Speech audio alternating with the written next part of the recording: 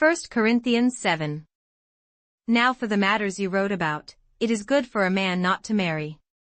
But since there is so much immorality, each man should have his own wife, and each woman her own husband. The husband should fulfill his marital duty to his wife, and likewise the wife to her husband. The wife's body does not belong to her alone but also to her husband. In the same way, the husband's body does not belong to him alone but also to his wife. Do not deprive each other except by mutual consent and for a time, so that you may devote yourselves to prayer. Then come together again so that Satan will not tempt you because of your lack of self-control. I say this as a concession, not as a command. I wish that all men were as I am. But each man has his own gift from God, one has this gift, another has that. Now to the unmarried and the widows I say, it is good for them to stay unmarried, as I am. But if they cannot control themselves, they should marry, for it is better to marry than to burn with passion. To the married I give this command, not I, but the Lord: a wife must not separate from her husband. But if she does, she must remain unmarried or else be reconciled to her husband. And a husband must not divorce his wife. To the rest I say this, I, not the Lord: if any brother has a wife who is not a believer and she is willing to live with him, he must not divorce her. And if a woman has a husband who is not a believer and he is willing to live with her, she must not divorce him. For the unbelieving husband has been sanctified through his wife, and the unbelieving wife has been sanctified through her believing husband. Otherwise your children would be unclean, but as it is, they are holy. But if the unbeliever leaves, let him do so. A believing man or woman is not bound in such circumstances. God has called us to live in peace. How do you know, wife, whether you will save your husband? Or, how do you know, husband, whether you will save your wife? Nevertheless, each one should retain the place in life that the Lord assigned to him and to which God has called him. This is the rule I lay down in all the churches. Was a man already circumcised when he was called? He should not become uncircumcised. Was a man uncircumcised when he was called? He should not be circumcised. Circumcision is nothing and uncircumcision is nothing. Keeping God's commands is what counts. Each one should remain in the situation which he was in when God called him. Were you a slave when you were called? Don't let it trouble you, although if you can gain your freedom, do so. For he who was a slave when he was called by the Lord is the Lord's freedman. Similarly, he who was a free man when he was called is Christ's slave. You were bought at a price, do not become slaves of men. Brothers, each man, as responsible to God, should remain in the situation God called him to. Now about virgins, I have no command from the Lord, but I give a judgment as one who by the Lord's mercy is trustworthy. Because of the present crisis, I think that it is good for you to remain as you are. Are you married? Do not seek a divorce. Are you unmarried? Do not look for a wife. But if you do marry, you have not sinned, and if a virgin marries, she has not sinned. But those who marry will face many troubles in this life, and I want to spare you this. What I mean, brothers, is that the time is short. From now on those who have wives should live as if they had none. Those who mourn, as if they did not, those who are happy, as if they were not, those who buy something, as if it were not theirs to keep. Those who use the things of the world, as if not engrossed in them. For this world in its present form is passing away. I would like you to be free from concern. An unmarried man is concerned about the Lord's affairs, how he can please the Lord. But a married man is concerned about the affairs of this world, how he can please his wife. And his interests are divided. An unmarried woman or virgin is concerned about the Lord's affairs. Her aim is to be devoted to the Lord in both body and spirit. But a married woman is concerned about the affairs of this world, how she can please her husband. I am saying this for your own good, not to restrict you, but that you may live in a right way in undivided devotion to the Lord. If anyone thinks he is acting improperly towards the virgin he is engaged to, and if she is getting on in years and he feels he ought to marry, he should do as he wants. He is not sinning. They should get married. But the man who has settled the matter in his own mind, who is under no compulsion but has control over his own will, and who has made up his mind not to marry the virgin, this man also does the right thing. So then, he who marries the virgin does right, but he who does not marry her does even better. A woman is bound to her husband as long as he lives. But if her husband dies, she is free to marry anyone she wishes, but he must belong to the Lord. In my judgment, she is happier if she stays as she is, and I think that I too have the Spirit of God. 1Corinthians8. Now about food sacrificed to idols, we know that we all possess knowledge. Knowledge puffs up, but love builds up. The man who thinks he knows something does not yet know as he ought to know. But the man who loves God is known by God. So then, about eating food sacrificed to idols, we know that an idol is nothing at all in the world and that there is no God but one. For even if there are so-called gods, whether in heaven or on earth, as indeed there are many gods and many lords, yet for us there is but one God, the Father, from whom all things came and for whom we live, and there is but one Lord, Jesus Christ, through whom all things came and through whom we live. But not everyone knows this. Some people are still so accustomed to idols that when they eat such food they think of it as having been sacrificed to an idol, and since their conscience is weak, it is defiled. But food does not bring us near to God.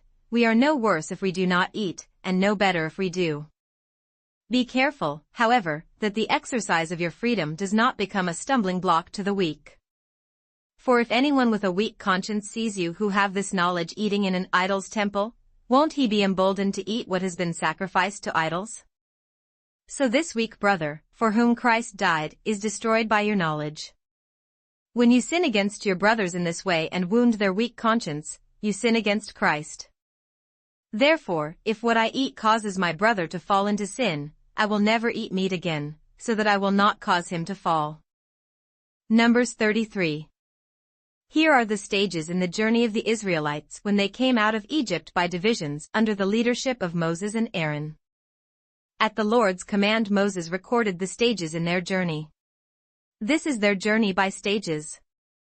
The Israelites set out from Ramesses on the 15th day of the first month, the day after the Passover. They marched out boldly in full view of all the Egyptians, who were burying all their firstborn, whom the Lord had struck down among them, for the Lord had brought judgment on their gods.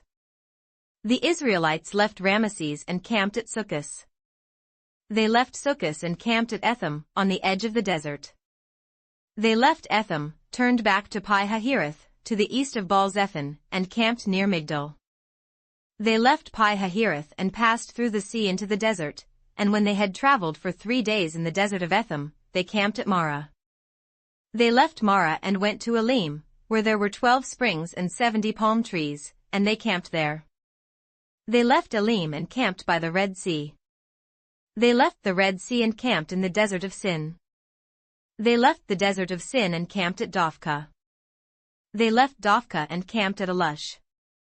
They left Alush and camped at Rephidim, where there was no water for the people to drink. They left Rephidim and camped in the desert of Sinai. They left the desert of Sinai and camped at Kibroth-Hattaavah. They left Kibroth-Hattaavah and camped at Hazeroth. They left Hazeroth and camped at Rithmah. They left Rithmah and camped at Rimmon Perez. They left Rimmon Perez and camped at Libnah. They left Libnah and camped at Rissah. They left Rissah and camped at Kehelatha. They left Kehelatha and camped at Mount Shepher. They left Mount Shepher and camped at Harada. They left Harada and camped at Makaloth. They left Makaloth and camped at Tahath. They left Tahath and camped at Turah. They left Turah and camped at Mithkah. They left Mithkah and camped at Hashmanah. They left Hashmanah and camped at Mosroth. They left Mosroth and camped at Bene-Jaakan. They left Bene-Jaakan and camped at Hor-Haggidgad. They left Hor-Haggidgad and camped at Jotbathah. They left Jotbathah and camped at Abrona. They left Abrona and camped at Ezion-Geber. They left Ezion-Geber and camped at Kadesh, in the desert of Zin. They left Kadesh and camped at Mount Hor, on the border of Edom. At the Lord's command Aaron the priest went up Mount Hor, where he died on the first day of the 5th month of the 40th year after the Israelites came out of Egypt. Aaron was 123 years old when he died on Mount Hor. The Canaanite king of Arad, who lived in the Negev of Canaan, heard that the Israelites were coming. They left Mount Hor and camped at Zalmonah. They left Zalmonah and camped at Punon. They left Punon and camped at Oboth. They left Oboth and camped at Iabrim, on the border of Moab. They left Iam and camped at Dibon-Gad. They left Dibon-Gad and camped at Almon-Diblathaim. They left Almon-Diblathaim and camped in the mountains of Abrim, near Nebo. They left the mountains of Abrim and camped on the plains of Moab by the Jordan across from Jericho. There on the plains of Moab they camped along the Jordan from Beth-Jeshimoth to Abel-Shittim. On the plains of Moab by the Jordan across from Jericho the Lord said to Moses, "Speak to the Israelites and say to them, when you cross the Jordan into Canaan, drive out all the inhabitants of the land before you. Destroy all their carved images and their cast idols, and demolish all their high places. Take possession of the land and settle in it, for I have given you the land to possess. Distribute the land by lot, according to your clans. To a larger group give a larger inheritance, and to a smaller group a smaller one. Whatever falls to them by lot will be theirs. Distribute it according to your ancestral tribes. But if you do not drive out the inhabitants of the land, those you allow to remain will become barbs in your eyes and thorns in your sides. They will give you trouble in the land where you will live. And then I will do to you what I plan to do to them." Numbers 34. The Lord said to Moses, "Command the Israelites and say to them, when you enter Canaan, the land that will be allotted to you as an inheritance will have these boundaries. Your southern side will include some of the desert of Zin along the border of Edom. On the east, your southern boundary will start from the end of the Salt Sea. Cross south of Scorpion Pass, continue on to Zin and go south of Kadesh Barnea. Then it will go to Hazar Adar and over to Asman. Where it will turn, join the Wadi of Egypt and end at the sea. Your western boundary will be the coast of the Great Sea. This will be your boundary on the west. For your northern boundary, run a line from the Great Sea to Mount Hor. And from Mount Hor to Lebo Hamath. Then the boundary will go to Zedad. Continue to Ziphron and end at Hazar Enan. This will be your boundary on the north. For your eastern boundary, run a line from Hazar Enan to Shepham. The boundary will go down from Shepham to Riblah on the east side of Ain and continue along the slopes east of the Sea of Kinnereth. Then the boundary will go down along the Jordan and end at the Salt Sea.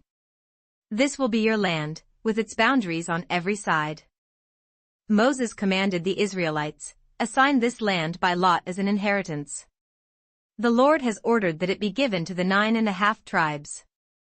Because the families of the tribe of Reuben, the tribe of Gad and the half-tribe of Manasseh have received their inheritance. These 2½ tribes have received their inheritance on the east side of the Jordan of Jericho, towards the sunrise." The Lord said to Moses, "These are the names of the men who are to assign the land for you as an inheritance, Eleazar the priest and Joshua son of Nun. And appoint one leader from each tribe to help assign the land. These are their names: Caleb son of Jephunneh, from the tribe of Judah. Shemuel son of Ammihud, from the tribe of Simeon. Elidad son of Kislon, from the tribe of Benjamin. Buki son of Jogli, the leader from the tribe of Dan. Haniel son of Ephod, the leader from the tribe of Manasseh son of Joseph. Kemuel son of Shifton, the leader from the tribe of Ephraim son of Joseph. Elizaphan son of Parnak, the leader from the tribe of Zebulun. Paltiel son of Azan, the leader from the tribe of Issachar. Ahihud son of Shalomi, the leader from the tribe of Asher. Pedahel son of Ammihud, the leader from the tribe of Naphtali. These are the men the Lord commanded to assign the inheritance to the Israelites in the land of Canaan. Psalms 76. For the director of music. With stringed instruments. A psalm of Asaph. A song. In Judah God is known, his name is great in Israel. His tent is in Salem, his dwelling place in Zion. There he broke the flashing arrows, the shields and the swords, the weapons of war. Selah. You are resplendent with light, more majestic than mountains rich with game. Valiant men lie plundered, they sleep their last sleep, not one of the warriors can lift his hands. At your rebuke, O God of Jacob, both horse and chariot lie still. You alone are to be feared. Who can stand before you when you are angry? From heaven you pronounced judgment, and the land feared and was quiet. When you, O God, rose up to judge, to save all the afflicted of the land. Selah. Surely your wrath against men brings you praise, and the survivors of your wrath are restrained. Make vows to the Lord your God and fulfill them, let all the neighboring lands bring gifts to the one to be feared. He breaks the spirit of rulers, he is feared by the kings of the earth.